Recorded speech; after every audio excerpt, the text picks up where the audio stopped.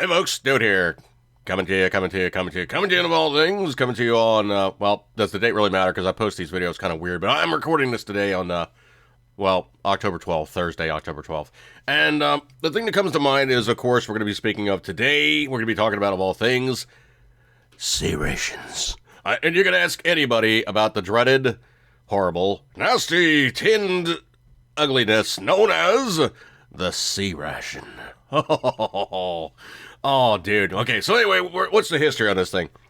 The C-Ration, or the type C-Ration, coming to you from Wikipedia, was an individual canned, pre-cooked, and prepared wet ration. Translation, you didn't have to add water to it, you didn't have to reconstitute it, you didn't have to, well, if you were smart, you did warm it up.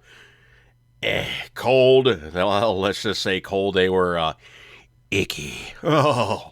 Well, anyway, the background is essentially we did have some reserve rations. We had what was referred to as the iron rations for World War I. Then going into World War II, we had the M unit, the B unit, field ration type E's. Then, of course, we went to the K, the D.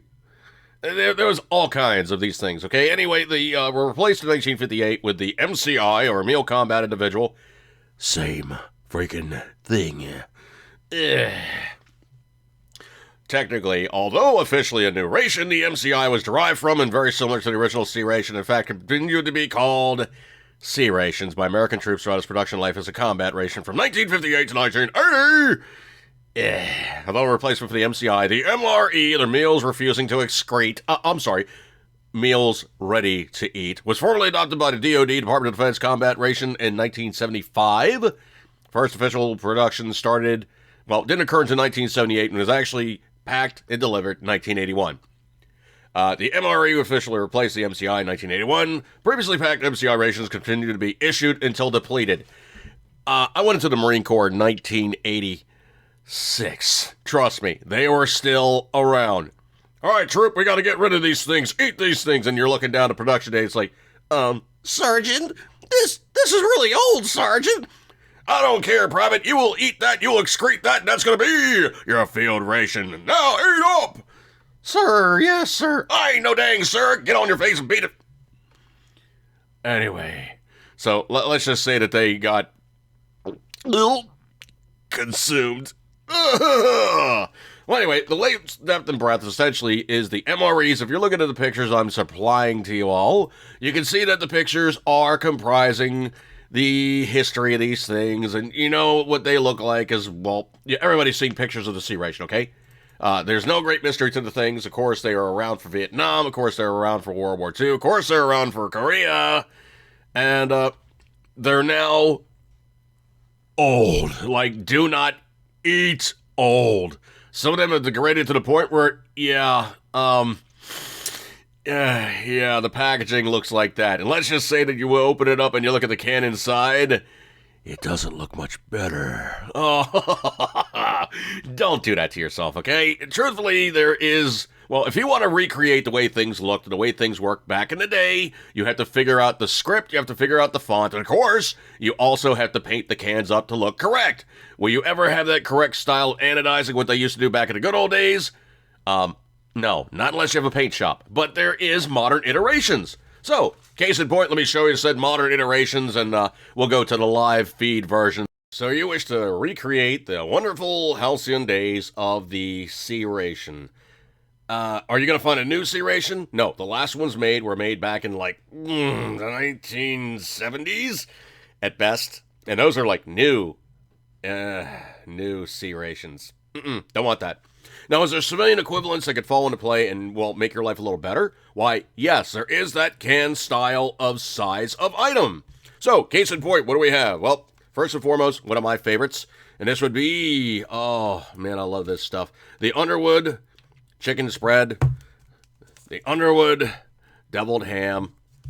The cool thing is you actually could find these itty-bitty style of, C-Ration cans, of which they were the itty-bitty ones. So, I'm going to crack this sucker open so you guys can see what I'm talking about.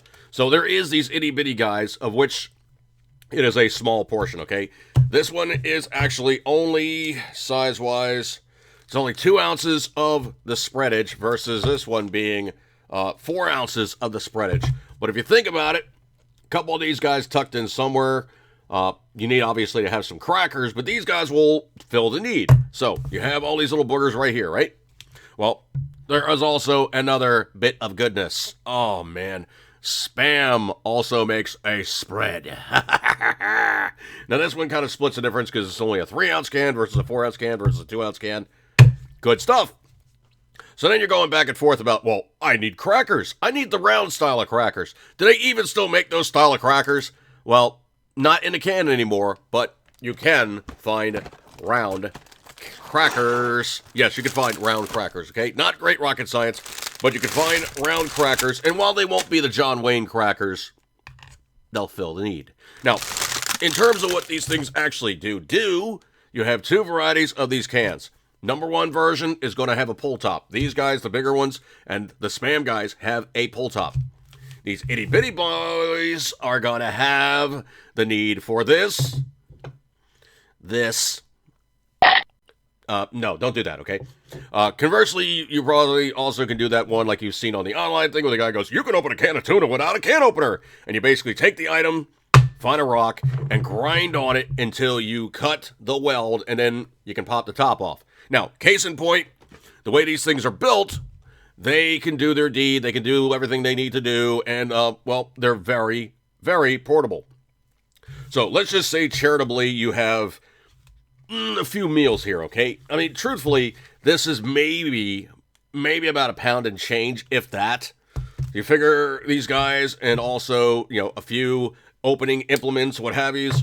You could easily pack this thing in your backpack. You could easily have this thing on your person. You can very, very easily have this thing tucked in somewhere on, I know the ounces makes pounds thing for like when you're carrying stuff in the field, but the way things work in the scheme of things is you want to have levels of items. You want to have your main food. You want to have your dehydrated stuff. You want to have your MREs. And of course, then you want to go to your civilian canned goods, of which certain varieties will store longer. Certain other varieties will not store as long. Always take that into account. Rotate your stock. And if it's looking sketchy, pitch it. Do not take the chance of getting sick in the worst of times when there is no doctors and, well, life is looking supremely bad because you're now basically doing the 2-step to and from the lavatory. Not good times. Don't do that to yourself.